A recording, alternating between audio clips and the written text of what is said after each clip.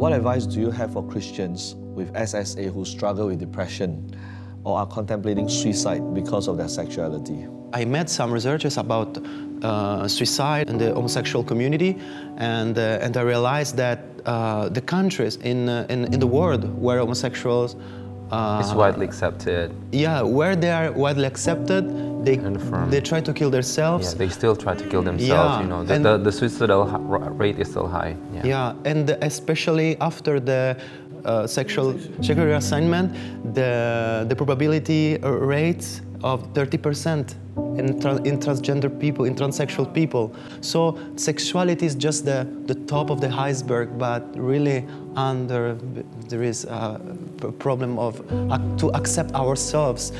So the world told us to accept ourselves, but I think that I didn't accept myself before because I had a mask.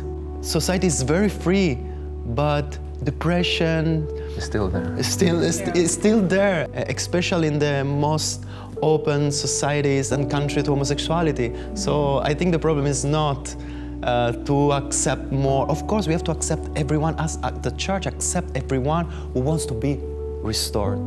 Yeah. I just want to say that there is hope.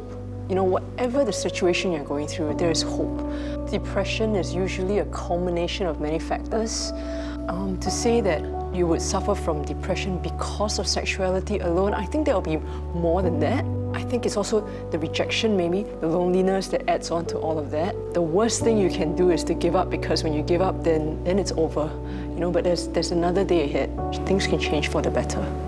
Someone once said that don't use a permanent solution for what could be a temporal problem.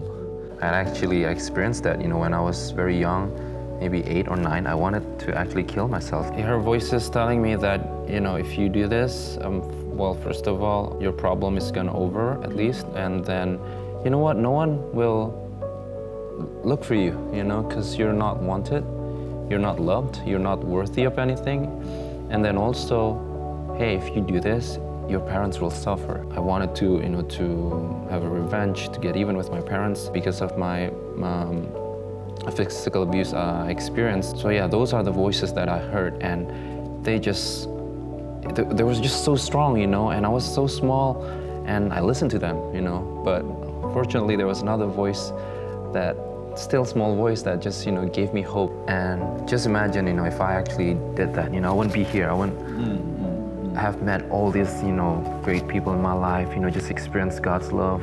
That's your reason to keep going. That's the only thing that the enemy can take from you.